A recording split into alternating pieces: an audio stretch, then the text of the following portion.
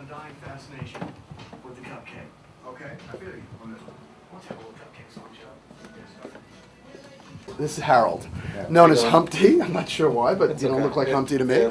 Maybe an old thing. Yeah, it's a long So story. he's one of the producers Producer. at the station here, and he's very helpful. So here is the typical broadcast room for either live radio or even radio that's taped and then rebroadcast at a later date. Our show is taped on Thursdays and show is aired on Party 105.3 at 7:30 a.m. on Sunday morning, and the show has been an extraordinary success for myself. What the show offers me is an ability to reach out to people in the community that own different types of businesses, some that relate to the actual practice of plastic surgery, because the show is called Health, Beauty, and Fitness. However, since I have free editorial control over the show and in content, I'm able to bring on guests of all various types of businesses and business owners. I think it's always interesting to hear the different stories about how people actually get involved in the businesses they're in. It seems like people start out in a certain area that may not be totally suited to their talents, and then ultimately they either co-op a piece of that business or they do something related to it. Many young entrepreneurs, tanning salons, tanning spas, a lot of massage type of businesses.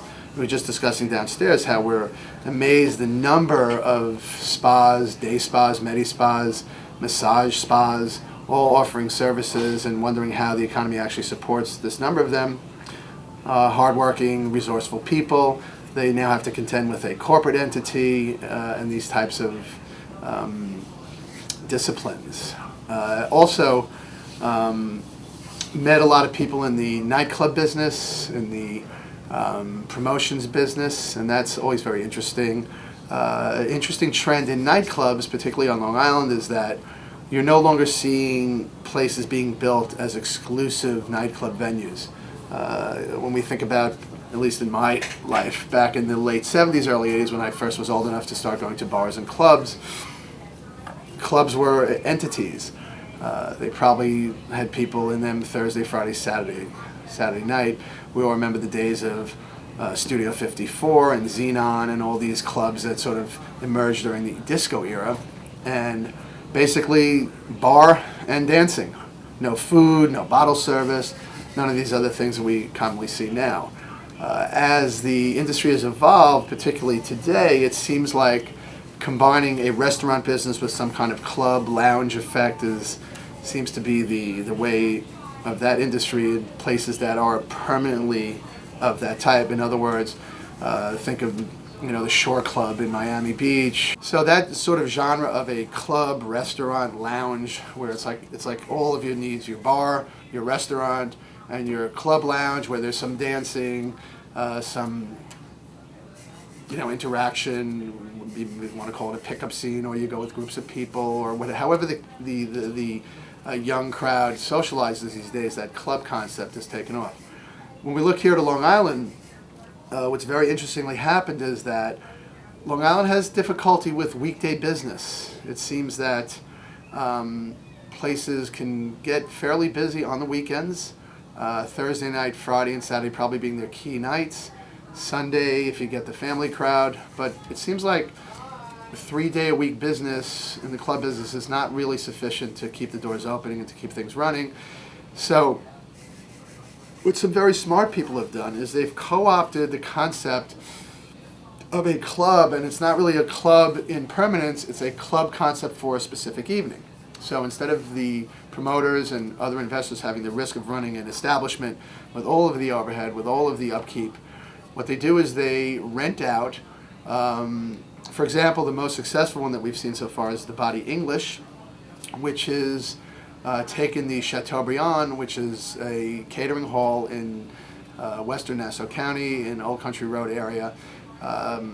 What happened there was the Scotta brothers, very formidable restaurateurs on Long Island, and caterers, they took over the Chateaubriand, they renovated it, and one particular area, they have a very nice lounge and bar opening up into a great outdoor space where you would never know you were on one of the busiest commercial streets really in the metropolitan area, which is Old Country Road, a very heavy retail area.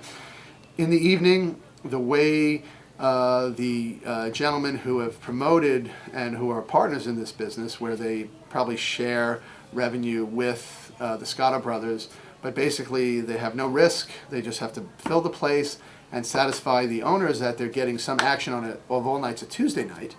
And this is also done during the summer because people like to be outdoors in the summer. So the space is fantastic, and they've had crowds as much as 3,000 people, no cover charge.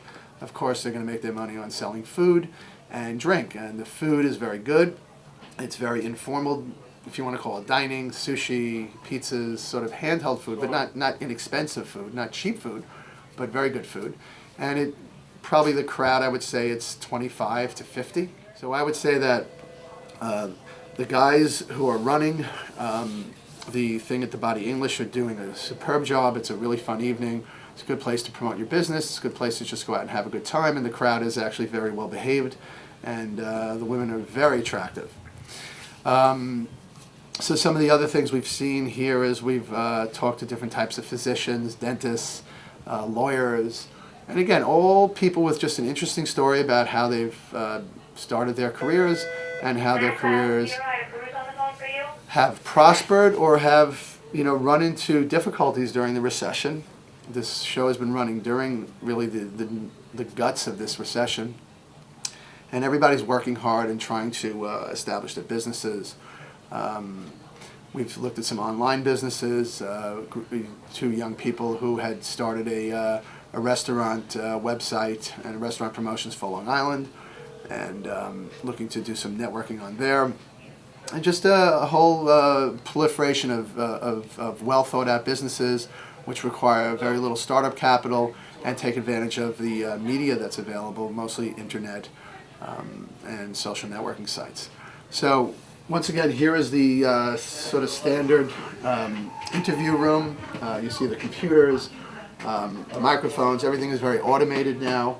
Everything is recorded on computer with certain types of programming.